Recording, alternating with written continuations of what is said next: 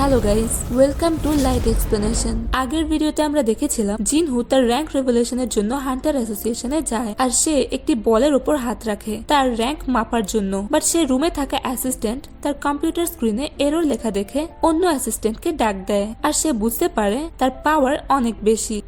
একজন S rank Hunter. Chapter 63 এর শুরুতেই আমরা চৈজং ইনকে দেখতে পাই। সে ওই রুমটির দিকে যায় যেখানে জিনহুকে নিয়ে কথাবার্তা হচ্ছিল। চৈজং ইন জিনহুর দিকে তাকিয়ে বলে, কোনো সন্দেহ নেই এর ভেতর থেকে যে ওরা বের হচ্ছে তা দেখে মনে হচ্ছে সে কোরিয়ার 10 নং এস র্যাঙ্ক হান্টার হতে যাচ্ছে। আমাকে এখনই তার সাথে কথা বলে তাকে আমার গিল্ডে নিতে হবে। চৈজং ইন তাকে বলে, তোমার কাছে যদি জয়েন হওয়ার মতো কোনো গিল্ড না থাকে তাহলে তুমি আমার সাথে কথা বলতে পারো। জিনহু বলে, আমি তোমার গিল্ডে ইন্টারেস্টেড না। আর এটা বলে তো সে তার পাশ দিয়ে অ্যাটিটিউডের সাথে চলে যায়। জিনহু মনে মনে বলতে থাকে, আমার কাছে এখনো 3 দিন আছে, এরপর আমি আমার র্যাঙ্ক পাবো। বাট তার আগেই আমাকে সেই ডিমন ক্যাসেলে যেতে হবে আমার মাকে সুস্থ করার জন্য।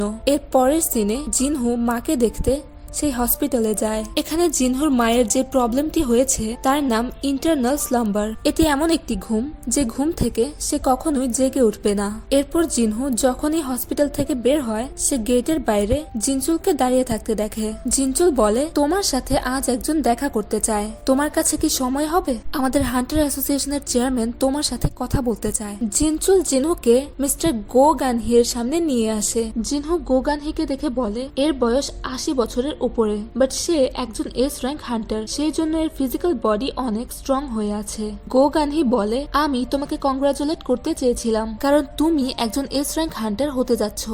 রি এক্সামিনেশনের জন্য যে 3 দিন দেয়া হয়েছিল সেটা তো শুধু একটা নাটক ছিল। আমরা যদি কোনো এস র্যাঙ্ক হান্টারকে ডিটেক্ট করতে পারি তাহলে আমরা তাকে 3 দিন সময় দিই। এই সময়ের মধ্যে আমরা তার সাথে যোগাযোগ করি। আমি সোজা কথায় আসি, আমাদের হুজিন গিল্ড এত বড় না যে আমরা তোমাকে অনেক টাকা দিয়ে বা তোমাকে অনেক ফেমাস করব। বাট আমি তোমাকে আমাদের গিল্ডের একটি বিশেষ পজিশন দিতে চাই যেখান থেকে তুমি অন্য হান্টারদের উপর লক্ষ্য রাখতে পারবে। তুমি তো জানোই আমাদের দেশকে কোনো গভর্নমেন্ট পরিচালনা করছে না, এদেশকে এই হান্টার গুলো পরিচালনা করছে। তুমি কি টপ 5 গিল্ড সম্পর্কে জানো? পুরো দেশের ব্যালেন্স এরাই নিয়ন্ত্রণ করে, কিন্তু তুমি যদি এর যে কোনো একটিতে জয়েন করো তাহলে এদের ব্যালেন্স নষ্ট হয়ে যাবে। এজন্যই আমাদের কারো দরকার যে সব গিল্ডের উপর নজর রাখতে পারে। তো এখন তোমার সিদ্ধান্ত, তুমি কি আমাদেরকে জয়েন করবে? জিনহু মনে মনে বলতে থাকে, চেয়ারম্যানের কথাগুলো ঠিকই আছে আর তার নেগোসিয়েশন স্কিলও ভালো। গো গানহির সাপোর্ট পেলে যে কেউ অনেক উপর পর্যন্ত পৌঁছাতে পারবে, এমন চান্স বারবার আসে না। আর আমার মনে হয় না এই বুড়ো লোকটি বেশি দিন বাঁচবে। এই লোকটি তার পজিশনের জন্য একজন হান্টারকে খুঁজছে যে অন্য গিল্ড গুলোর উপর নজর রাখতে পারবে।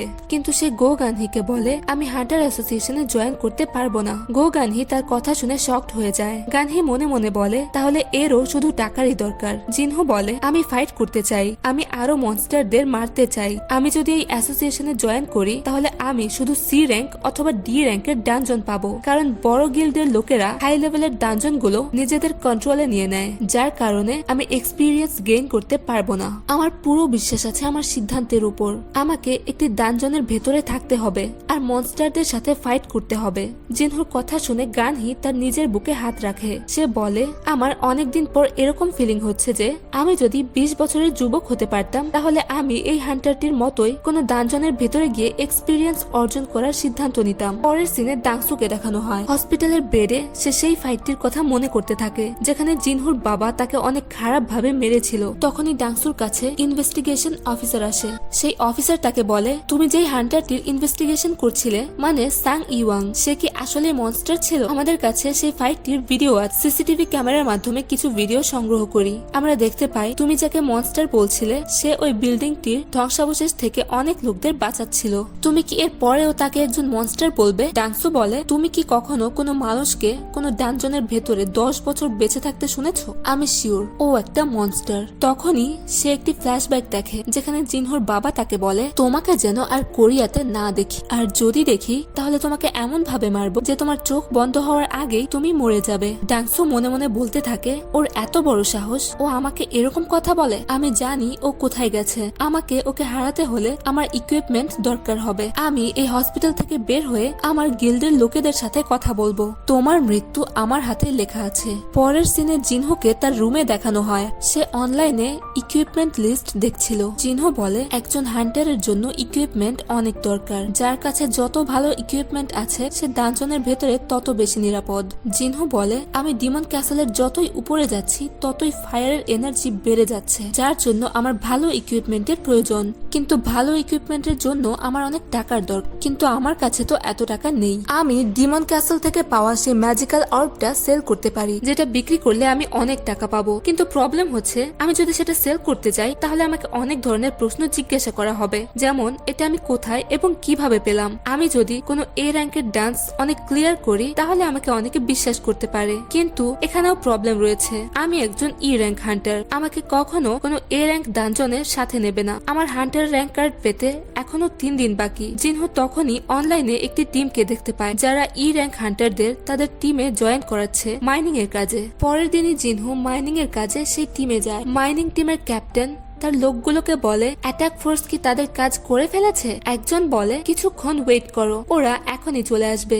যদিও এ সব কিছু তোমার জন্যই করা হয়, যাতে তোমাদের সামনে কোনো মনস্টার চলে না আসে আর তোমরা ভালোভাবে মাইনিং করতে পারো। কিছুক্ষণ পরে অ্যাটাক ফোর্স বাইরে চলে আসে। জিনহো তাদের দিকে তাকিয়ে বলে এরা আমাদের দেশের সবচেয়ে শক্তিশালী একটি গ্রুপের হান্টার। জিনহো যখন চৈজং ইনকে দেখে তখনই সে হেলমেট নিচে নামিয়ে রাখে, যাতে চৈজং ইন তাকে চিনতে না পারে। জিনহো সেই গ্রুপটির ভাইস মাস্টারকে দেখে যার নাম চা হেইন। সে বলতে থাকে এর পাওয়ার তো অনেক বেশি, আমার মনে হয় এর পাওয়ার চৈজং ইনের থেকেও বেশি। এদিকে চা হাইয়েন কিছু একটা ফিল করে আর সে জিনহুর দিকে তাকায়, কিন্তু জিনহু তার লক্ষ্য করার আগে সে নিজেকে লুকিয়ে ফেলে। চা হাইয়েন যে কারো এনার্জি স্মেল করতে পারে। চা হাইয়েন সেদিকে তাকিয়ে বলে আমার কেন জানি মনে হলো চেয়ারম্যান গানহি এখানে রয়েছে। কিছুক্ষণ পর গুহার ভিতর মাইনিং এর সিন দেখানো হয়, যেখানে জিনহুকে নিয়ে সবাই মজা করছিল যে সে সময় মতো কাজ কমপ্লিট করতে পারবে না এবং আমাদেরকে স্লো করে দেবে। তাদের মধ্যে একজন তো জিনহোকে ছোট করার জন্য বলে কি করছো, তাড়াতাড়ি কাজ কমপ্লিট করো। তখনই জিনহো তার দিকে তাকায় আর ওই মাইনারটা এতই ভয় পেয়ে যায় যে সে জিনহোকে বলে তুমি তোমার ইচ্ছা মতো কাজ করতে পারো। এরপর জিনহো তার মাইনিং এর কাজ স্টার্ট করে দেয়। আমরা জানি জিনহোর স্টেট পয়েন্ট অনেক বেশি আর সে তার সেই পয়েন্ট গুলো তার স্ট্রেংথে দিয়ে রাখে, যার ফলে সে অনেক দ্রুত মাইনিং করতে পারছে। তাকে দেখে অন্য মাইনারেরা ক্যাপ্টেনকে বলে আপনি তো বলেছিলেন এ নতুন, এর কোনো এক্সপিরিয়েন্স নেই, এর স্ট্রেংথ দেখো, এ কত তাড়াতাড়ি মাইনিং করছে, এ কি আসলে ই র্যাঙ্ক হান্টার? তখন ক্যাপ্টেন সবাইকে লাঞ্চ করার জন্য ব্রেক নিতে বলে। সে জিনহোকেও ব্রেক নিতে বলে। জিনহো ক্যাপ্টেনকে বলে না আমি খেয়ে এসেছি, এখন আমি খাবো না। সবাই চলে যাওয়ার পর জিনহো তার মাইনিং ওয়েপন নিচে রেখে সাথে সাথে সে ডানজনের বসকে দেখতে চলে যায়। জিনহো বলে আমি দেখতে চাই একটা এ র্যাঙ্ক ডানজন বস কেমন হয়। সে যখনই সে বসের রুমে প্রবেশ করে সে দেখতে পায় সেখানে একটি বড় মনস্টার রয়েছে। জিনহো সাথে সাথে তার ড্রেগারটি বের করে আর বলে আমি জানি আমার স্ট্রেংথ এই বসটির থেকেও বেশি, আমি একে ইজিলি মারতে পারবো। তখনই তার পেছন থেকে চা হাইন তাকে বলে তুমি এখানে কি করছো? জিনহো এটা শুনে ভয় পেয়ে যায়।